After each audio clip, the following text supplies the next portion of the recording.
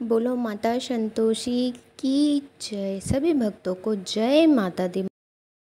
शुक्रवार के दिन माता संतोषी का पूजन व व्रत किया जाता है। आइए हम कथा की ओर चलते हैं। एक बार फिर जय माँ संतोषी की। संतोषी माता व्रत कथा। एक बुढ़िया थी, उसके 7 बेटे थे। 6 कमाने वाले थे जबकि एक बेटा उनका निकम्मा था। बुढ़िया 6 को रसोई बनाती, भोजन कराती, उनसे जो कुछ जूठन बचती वह 7वें पुत्र को दे देती। एक दिन वह अपनी पत्नी से बोला, देखो मेरी माँ मुझे कितना प्रेम करती है। वह बोली, क्यों नहीं, का बचा हुआ भोजन जूठा आपको ही तो वह खिलाती हैं। वह बोला, ऐसा नहीं हो सकता, जब तक मैं अपनी आंखों से ना देख लूँ तब तक नहीं मान सकता। बहू ने हंसकर कहा, क्या देख लोगे तो आप मान जाओगे। एक दिन घर में बहुत बड़ा त्यौहार आया। घर में 7 प्रकार के भोजन और चूरमे के लड्डू बने। वह जांचने के लिए सिर दुखने का बहाना करके वह पतला वस्त्र ओढ़कर रसोई घर में ही सो गया। वह कपड़े में से सब कुछ देखता रहा। 6 भाई आए भोजन करने। उसने देखा माँ ने उन्हें सुंदर आसन बिछाए, नाना प्रकार की रसोई परोसी और आग्रह करके उन्हें जमाया। 6 भाई भोजन करके उठे, तब माँ ने उनकी जूठी थाली में से लड्डू के टुकड़े को उठाकर एक लड्डू बनाया और जूठन साफ कर बुढ़िया माँ ने उसे पुकारा, उठ बेटा भोजन कर ले। अब बेटा तू ही बाकी रह गया है, सब भोजन कर गए। उठ बेटा, तू कब खाएगा। वह कहने लगा, माँ मुझे भूख नहीं है, मुझे भोजन नहीं करना, मैं परदेश जा रहा हूँ। माँ ने कहा, हाँ हाँ जा, कल जाता हो तो आज ही चला जा। वह बोला, हाँ आज ही जा रहा हूँ। यह कहकर वह घर से निकल पड़ा। 7वें बेटे के परदेश जाने के बाद की कहानी। चलते समय पत्नी की याद आ गई। वह गौशाले में कंडे थाप रही थी। वहां जाकर बोला, हम जाएं परदेश को आए कुछ काल, तुम रहियो संतोष में धर्म अपनो पाल। तब 7वें पुत्र की पत्नी बोली, जाओ पिया आनंद से हमारो सोच हटाए, राम भरोसे हम रहे ईश्वर तुम्हें सहाय। 2 निशानी आपनी देख धरू मैं धीर, सुधीमती हमारी बिसरियो रखियो मन गंभीर। वह बोला, मेरे पास तो कुछ भी नहीं है, यह अंगूठी है सो ले लो, अपनी भी कुछ निशानी मुझे दे दो। वह बोली, मेरे पास क्या है, यह गोबर का भरा हाथ, कहकर उसने उसके पीठ पर गोबर के हाथ की थाप मार दी और वह चल दिया। चलते चलते वह परदेश पहुंच गया। परदेश में नौकरी। वहाँ एक साहूकार की दुकान थी। वहाँ जाकर कहने लगा, भाई मुझे नौकरी पर रख लो। साहूकार को भी नौकर की ज़रूरत थी। वह बोला, रह जा लड़के। फिर लड़के ने पूछा, साहूकार जी आप मुझे तनख्वाह क्या देंगे। साहूकार ने कहा, काम देखकर दाम मिलेगा। साहूकार की नौकरी मिली। वह सुबह 7 बजे से रात्रि के 10 बजे तक नौकरी पर जाने लगा। कुछ दिन में दुकान का सारा लेन देन और हिसाब किताब करने लगा। यह सब देखकर साहूकार के 8-10 नौकर चक्कर खाने लगे। यह तो बहुत ही होशियार है। सेठ ने भी काम देखा तो 3 महीने में ही उसे आधे मुनाफे का हिस्सेदार बना लिया। वह कुछ वर्षों में नामी सेठ बन गया और मालिक सारा कारोबार उस पर छोड़कर चला गया। पति के चले जाने के बाद सास का अत्याचार पत्नी पर। इधर पत्नी को सास ससुर उसे दुख देने लगे। सारी गृहस्थी का काम करा के उसे लकड़ी लेने जंगल में भेजते। इसी बीच घर से आटे की भूसी से जो रोटी बनती उसे दे दी जाती और फूटे नारियल के नरेली में पानी जंगल में। रास्ते में उसे बहुत सी स्त्रियां संतोषी माता का व्रत करते हुए दिखाई दी। संतोषी माता की व्रत कथा। बोलो जय माता दी। वह वहाँ पे खड़ी होकर कथा सुनने लगी और पूछा, बहनों ये तुम किस देवी देवता का व्रत कर रही हो, उसके करने से क्या फल मिलता है। यदि तुम इस व्रत का विधान मुझे समझाकर कहोगी तो मैं भी तुम्हारा बड़ा एहसान मानूंगी। तब उनमें से एक स्त्री बोली, सुनो यह संतोषी माता का व्रत है। इसके करने से निर्धनता दरिद्रता का नाश होता है और जो कुछ भी मन में कामना हो माँ संतोषी सब पूरा करती है। तब उसने उससे व्रत की विधि पूछी। संतोषी माता के व्रत की विधि। गुड़ चना लेकर इच्छा हो तो 5.25 आने का लेना या ₹1.25 का। सहूलियत के अनुसार बिना परेशानी और श्रद्धा से जितना बन पड़े उतना सवाए लेना। प्रत्येक शुक्रवार को निराहार रहकर कथा सुनना, इसके बीच में कर्म टूटे नहीं। लगातार नियम का पालन करना। कथा सुनने वाला कोई ना मिले तो घी का दीपक जला के उसे आगे रख के जल के पात्र पे रखकर उसे कथा कहना। जब तक कार्य सिद्धि ना हो नियम का पालन करना। कार्य सिद्धि हो जाने पर ही उद्यापन। 3 मास में माता फल पूरा करती। यदि किसी के ग्रह खोटे हों तो भी माता वर्ष भर में कार्य की सिद्धि करती है। फल सिद्धि होने पर उद्यापन करना चाहिए, बीच में नहीं। उद्यापन में 2.5 सेर आटे का खाजा तथा इसी परिणाम में खीर तथा चने का साग करना। 8 लड़कों को भोजन कराना। जहाँ तक मिले जेठ देवर भाई बंधु को ही कराएं, ना मिले तो रिश्तेदार और पड़ोसी को बुलाना, उन्हें भोजन करा यथाशक्ति दक्षिणा देना। दक्षिणा में खटाई ना दे और इस प्रकार व्रत का नियम पूरा करे। उस दिन घर में कोई खटाई ना खाए। यह सुन बुढ़िया के लड़के की बहू चल दी। व्रत का प्रण करना और संतोषी माता का दर्शन देना। रास्ते में लकड़ी के बोझ को बेच दिया। उन पैसों से गुड़ चना ले माता के व्रत की तैयारी कर आगे चले और सामने मंदिर देखा तो पूछने लगी, यह किसका मंदिर है? सबने कहा, यह संतोषी माता का मंदिर है। यह सुनकर माता के मंदिर में जाकर चरणों में लौटने लगी। दीन हो विनती करने लगी, माँ मैं निपट हूँ, अज्ञानी हूँ, व्रत के नियम कुछ नहीं जानती, मैं दुखी हूँ। हे माँ जगत जननी मेरे दुख को दूर करो। माता मैं आपकी शरण में आई हूँ। माता को दया आ गई। एक शुक्रवार बीता कि दूसरे शुक्रवार को ही उसके पति का भेजा हुआ पत्र आया और तीसरे शुक्रवार को उसके पैसे आने लगे। अब तो काकी की खातिरदारी बढ़ेगी। बेचारी सरलता से कहती है, भैया कागज आवे रुपये आवे हम सबके लिए ही अच्छा है। ऐसा कहकर आंखों में आंसू भरकर संतोषी माता के मंदिर में जा मातेश्वरी के चरणों में गिरकर रोने लगी। माँ मैंने तुझसे पैसा कब मांगा था? मुझे पैसों से क्या काम है? मुझे तो अपने सुहाग से काम है। मैं तो अपने स्वामी के दर्शन और सेवा मांगती हूँ।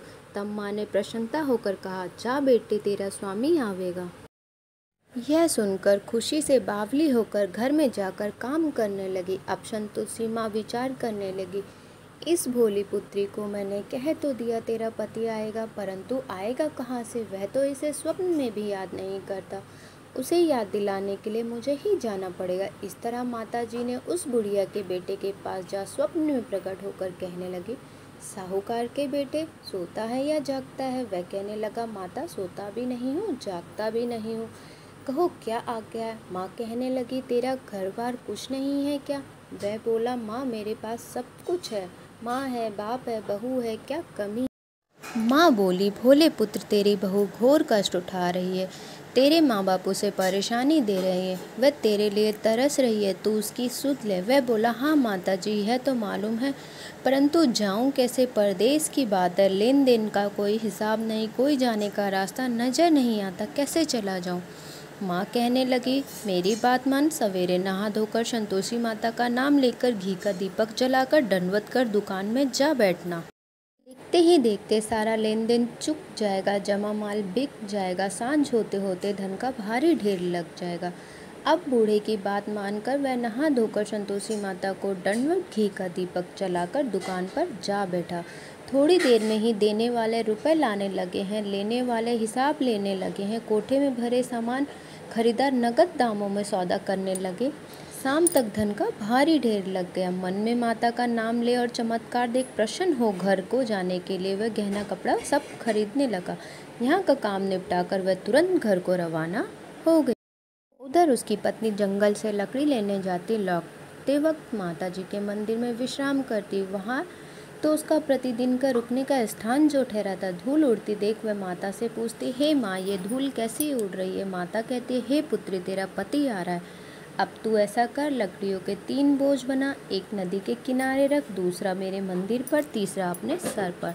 तेरे पति को लकड़ी का गट्ठर देखकर मोह पैदा होगा, यहाँ रुकेगा, नाश्ता पानी खा कर माँ से मिलने जाएगा। तब तू लकड़ियों का बोझ उठाकर जाना और चौखट में डालकर जोर से जोर से आवाज़ देना। लो सासू जी, लकड़ियों का गट्ठर ले लो, भूसी की रोटी दे दो, नारियल के खोपड़े में पानी दे दो। आज मेहमान कौन आया है? बहुत अच्छा कहकर वह प्रसन्न मन से लकड़ियों के 3 गट्ठर बनाई। एक नदी के किनारे पर, एक माताजी के मंदिर पर। इतने में मुसाफिर आ पहुंचा। सूखी लकड़ियों को देखकर उसके मन में इच्छा हुई यहाँ पर रुककर भोजन पानी करके थोड़ा विश्राम लेकर तब गांव को जाएं। इसी तरह रुककर भोजन बना विश्राम करके गांव को गया। सबसे प्रेम से मिला। उसी समय सिर पर लकड़ियों का गट्ठर लिए वह उतावली सी आती है। लकड़ियों का भारी बोझ आंगन में डालकर जोर से 3 आवाज़ देती है। लो सासू जी, लकड़ी का गट्ठर ले लो, भूसी की रोटी दे दो, आज मेहमान कौन आया? यह सुनकर उसकी सास अपने दिए हुए कष्ट को भुलाने हेतु कहती है, बहू तू ऐसा क्यों कहती है? तेरा मालिक ही तो आया। आ बैठ, मीठा भात खा, भोजन, कपड़े पहन, गहने पहन। उसकी आवाज़ सुनकर उसका पति बाहर आता है।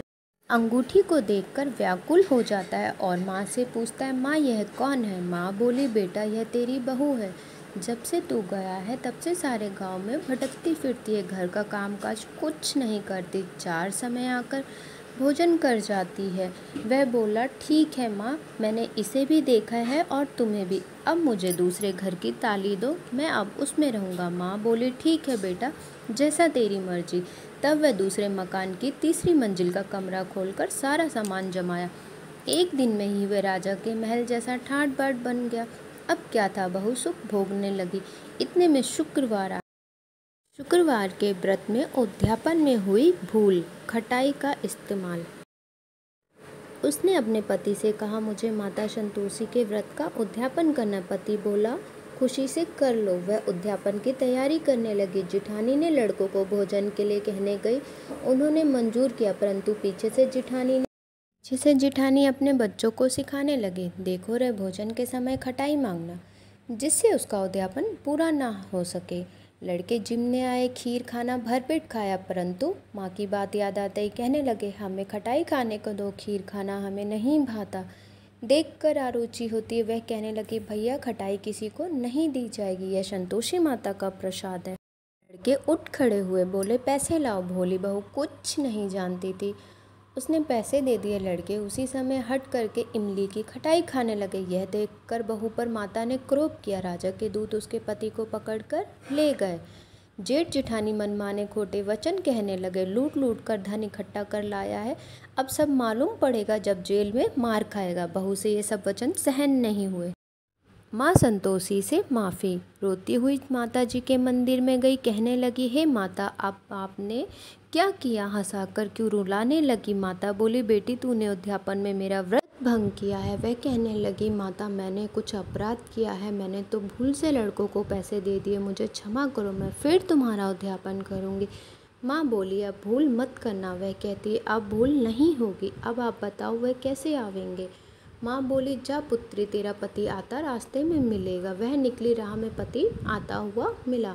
वह पूछी, कहाँ गए थे? वह कहने लगा, इतना धन जो कमाया है उसका टैक्स राजा ने मांगा था, वही भरने गया था। वह प्रसन्नता से बोली, भला हुआ, अब घर को चलो। कुछ दिन बाद फिर शुक्रवार आया। फिर शुक्रवार का उद्यापन किया। वह बोली, मुझे फिर माता का उद्यापन करना है। पति ने कहा, फिर बहुत खुशी से कर लो। बहू फिर जेठ के लड़कों को भोजन में कहने गई। जिठानी ने 1-2 बातें सुनाई और लड़कों को सिखाने लगी, तुम सब लोग पहले ही खटाई मांगना। लड़के भोजन से पहले कहने लगे, हमें खीर खानी नहीं है, हमारा जी बिगड़ता है, कुछ खटाई खाने को दो तो चले। वह बोली, खटाई किसी को नहीं मिलेगी, आना हो तो आओ। वह ब्राह्मण के लड़कों को लाकर भोजन कराने लगी। यथा शक्ति दक्षिणा की जगह एक एक फल उन्हें दिए। माँ संतोषी प्रसन्न हुई। संतोषी माता का फल। माता की कृपा होते ही 9वें मास में उसे एक चंद्रमा के समान सुंदर पुत्र की प्राप्ति हुई। पुत्र को पाकर प्रतिदिन माता जी के मंदिर में जाने लगी। माँ ने सोचा, यह रोज मेरे घर आती, आज क्यों ना मैं इसके घर चलूँ। यह विचार कर माता ने भयानक रूप बनाया। गुड़ चने से सना हुआ मुख, ऊपर सूंड के समान होठ, उस पर मक्खियाँ भिनभिना रही थी। दहली पे पाँव रखते ही उसकी सास चिल्लाई, देखो रे, कोई चुड़ैल डाकनी चली आ रही है। लड़के इसे भगाओ नहीं तो किसी को खा जाएगी। लड़के भागकर चिल्लाकर खिड़की दरवाजे बंद करने लगे। बहू रोशनदान में से देख रही थी। प्रसन्नता से पगली बन चिल्लाने लगी, आज मेरी माँ मेरे घर आई है, वह बच्चे को दूध पिलाने से हटाती है। इतने में सास का क्रोध फूट पड़ा। वह बोली, क्या उतावली हुई है, बच्चे को पटक दिया। इतने में माँ के प्रताप से चारों ओर लड़के ही लड़के नजर आने लगे। वह बोली, माँ मैं जिनका व्रत करती हूँ वह संतोषी माता है। सबने माता जी के चरण पकड़ लिए और विनती कर कहने लगे, हे माता, हम मूर्ख हैं, अज्ञानी हैं, तुम्हारा व्रत भंग करके हमने बहुत बड़ा अपराध किया है। जगत जननी माँ हमारे अपराध क्षमा करो। इस प्रकार माता प्रसन्न हुई। बहू को जैसे प्रसन्न होकर फल दिया वैसे ही माता हम सबको फल देना। जो पढ़े सुने उसकी मनोरथ पूर्ण करना। बोलो बोलो संतोषी माता की जय। कथा को पढ़ते समय अगर मुझसे कोई भूल हुई हो तो हे माता रानी मुझे क्षमा करना और दर्शकों आप भी क्षमा करना। अगर आपको कथा अच्छी लगे तो कमेंट बॉक्स में जय माता दी ज़रूर लिखें।